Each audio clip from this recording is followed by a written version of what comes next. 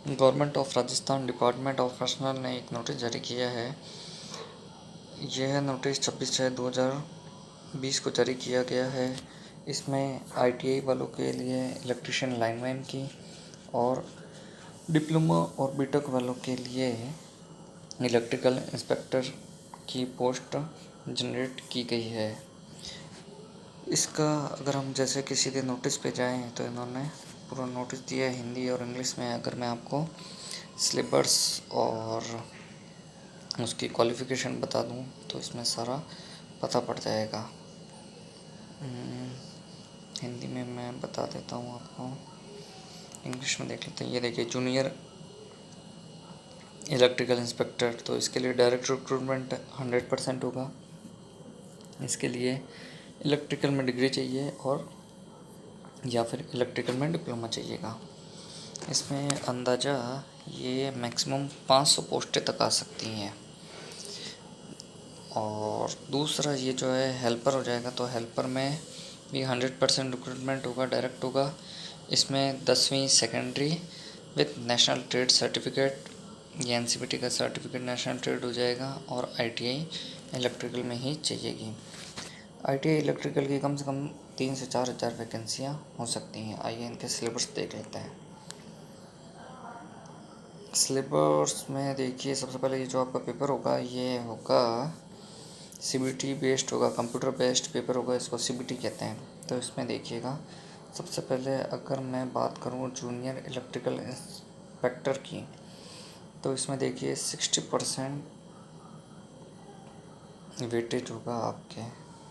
अगर मैं यहाँ पर प्रश्न लूँ,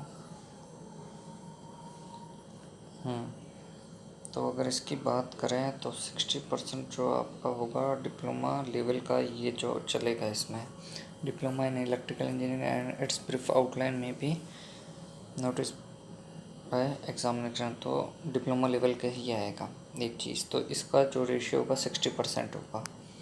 और 40% आगे की अगर बात की जाए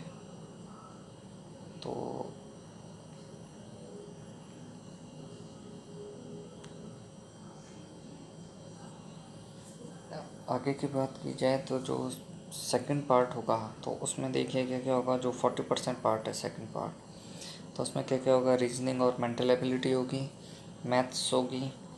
अच्छा, इसमें ये चीज़ ध्यान रखिएगा, इसमें जो मैथ्स होगी ये 12th लेवल वाली होगी, 11th-12th वाली होगी। और जो कि डिप्लोमा में भी होती है, और 11th-12th वाले बच्चे जो BTech करते हैं उनके लिए भी होती है। जनरल नॉलेज और एवरीडे साइंस पार्ट होगा, हिंदी होगी और इंग्लिश होगी। तो इसका भी एक ये 40% बड़ा रेशियो रहता है, तो ये भी काफ़ी काम की चीज़ है। तो तैयारी आपको अभी से करनी पड़ेगी। फिर इसमें आगे देखते हैं, ये इसने सारा बताया हुआ है। रीजनिंग में देखिए क्या क्या आएगा। ये जो इसका जो 40% वाला पार्ट है ये काफ़ी अच्छा है। ये बैंकिंग लेवल वाला भी ये लोग दे देते हैं, क्योंकि इसका पेपर TCS IUN बनाता है। तो उसमें देखिएगा, एनालिटिकल रीजनिंग हो जाएगी, नंबर सीरीज़ हो जाएगी, लेटर सीरीज़ हो जाएगी, ऑड मैन आउट हो जाएगा, coding decoding, shape and mirror images हो जाएगा, ठीक है, क्लॉक हो जाएगी। मैथ्स में देखिए इसने साफ लिखा हुआ क्लास 10th लेवल CBSE और राजस्थान लेवल का चलेगा। General knowledge and everyday science में क्या क्या है। करंट इवेंट्स है, including issue of Rajasthan state है, national international important person place recent, मतलब इंटरनेशनल और नेशनल लेवल के जो भी क्या कहते हैं करंट जी के वो आएगा। पर्सन और प्लेस के बारे में पूछ सकता है रिसेंट न्यूज़ में। गेम्स स्पोर्ट्स आना है, ये देखिए गेम्स स्पोर्ट आएगा, इंडियन पॉलिटी आएगा ही आएगा, ये हर पेपर में आता है। करंट का भी हो जाएगा और पॉलिटी का तो आना ही आना है। ज्योग्राफी, अब इसमें भारत का भी हो सकता है, राजस्थान का भी होगा। तो बाकी राजस्थान का पेपर है तो इसमें राजस्थान का ये ज़्यादा रखेंगे।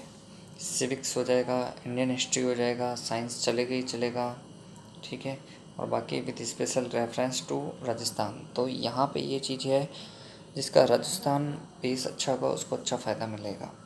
फिर ये आता है आगे, ये देखिएगा, हिंदी है तो क्लास 10th लेवल की आएगी, इंग्लिश भी क्लास 10th लेवल की आएगी। तो ये भी इसमें कहने का 10th लेवल है, लेकिन ये अच्छे लेवल पे पूछा जाता है ये भी।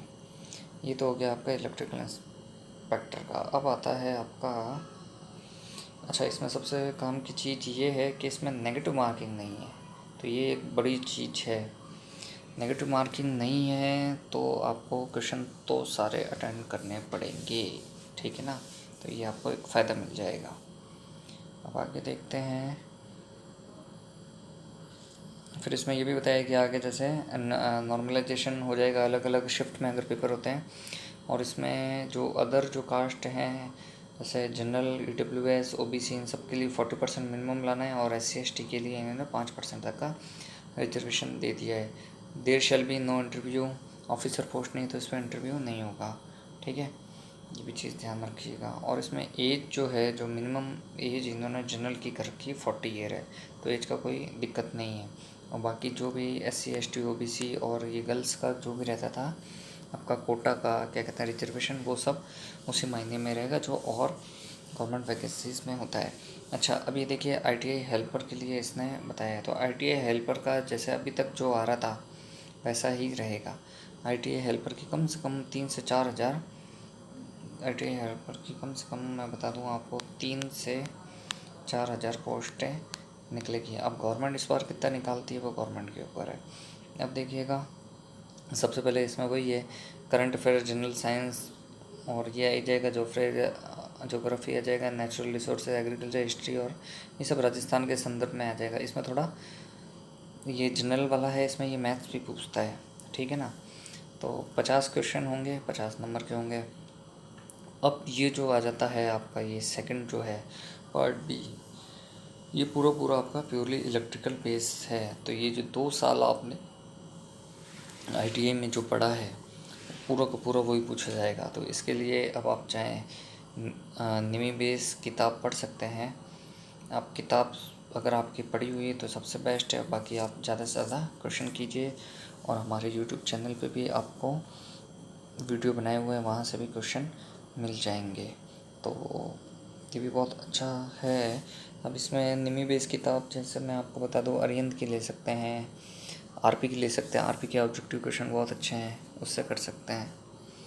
और बाकी कोई भी प्रॉब्लम हो आप हमसे पूछ सकते हैं, हम भी इसकी क्लास वीडियोस अपडेट करते रहेंगे। तो इसमें भी ये सारा वही प्रोसीजर है। अब ये सब हिंदी में भी दे रखा है, तो ये हिंदी का भी है। जल्द से जल्द हमारे चैनल को लाइक कीजिए, सब्सक्राइब कीजिए। और कोई भी आपको चाहे टेक्नीशियन रिलेटेड आपको पूछना हो, चाहे आपको इलेक्ट्रिकल इंस्पेक्टर रिलेटेड पूछना हो, चाहे आपको CTI रिलेटेड पूछना हो, चाहे आपको ITI रिलेटेड पूछना हो, आप हमारे चैनल पे बेधड़क आसानी से पूछ सकते हैं। ओके, धन्यवाद।